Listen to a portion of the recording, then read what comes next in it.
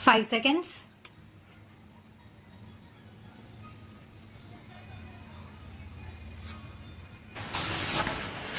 Sir, I would like to draw attention to some aspects of the export policy and the strategy. We all know that our exportable surplus is only a very small part of our gross national product, roughly of the order of 5 to 6%. We know, however, that international trade, foreign trade, is a function of international interdependence. No doubt, basically, we produce for our own consumption.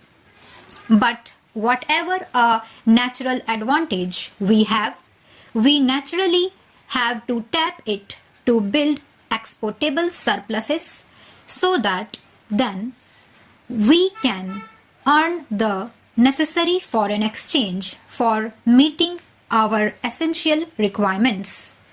The essential policy that we have followed is correct.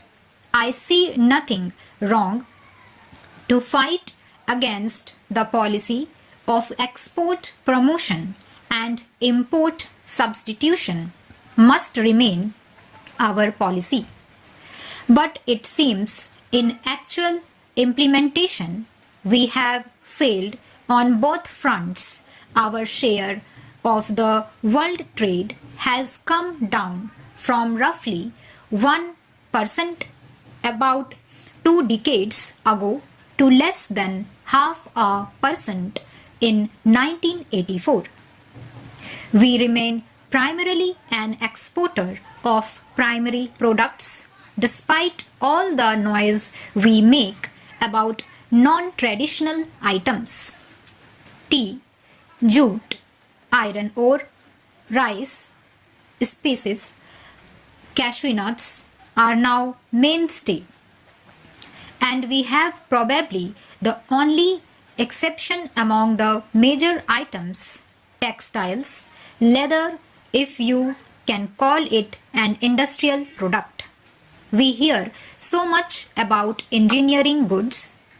Our export of engineering goods accounts for 0.1% of the total world trade in engineering exports 20 years after we made our first engineering export to the United States sometime in 1977.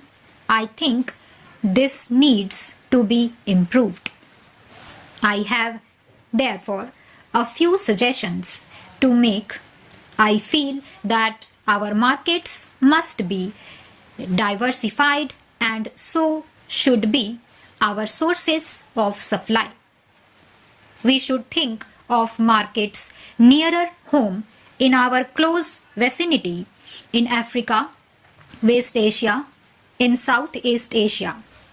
And one way of doing it will be to build mutually beneficial relationships, ties of interdependence. Secondly, there are a number of items in which greater efforts has to be put in order to organize the producers and exporters. I do not want to say combines in associations, and I think a little bit of a beginning was made in the case of jute. We can do a better collective bargaining with our buyers, and we can have more favorable terms of trade, better international marketing than we are having today. Thirdly, we have to add naturally to our value adding capacity.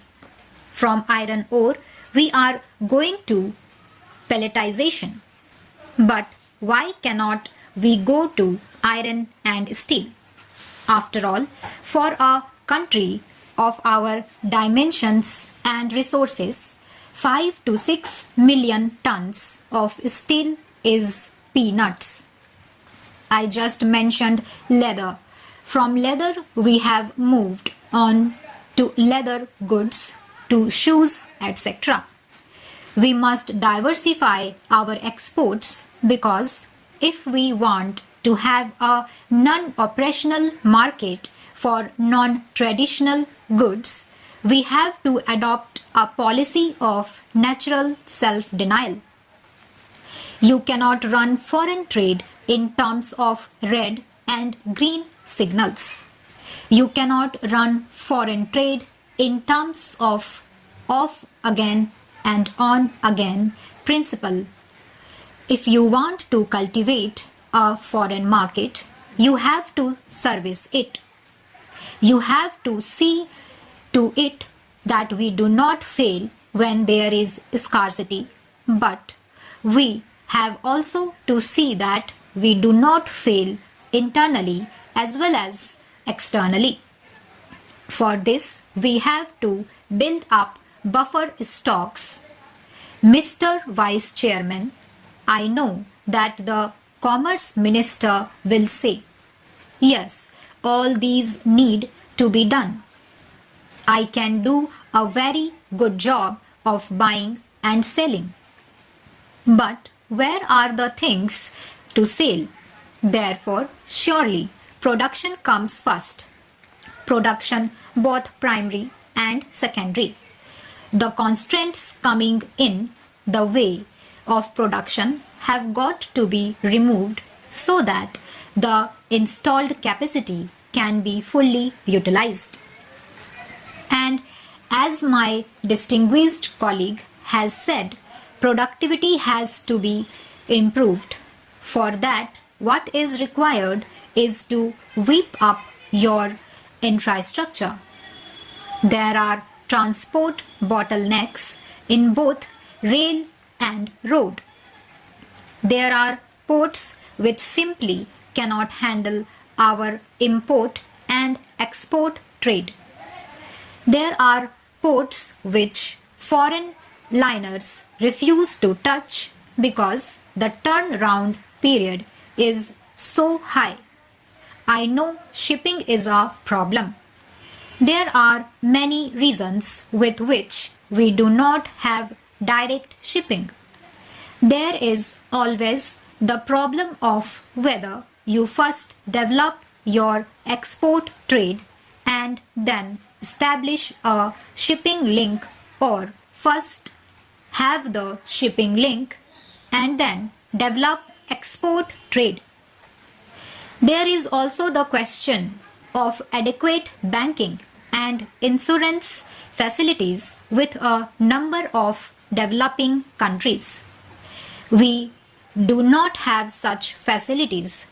Such facilities have been by and large monopolized by the developed countries. Finally, at home, we ought to have better market intelligence and better communication facilities and perhaps more efficient methods of customs inspection. These are some of the other bottlenecks.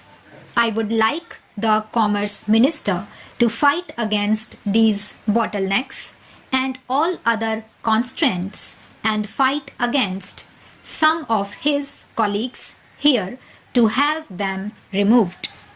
Stop.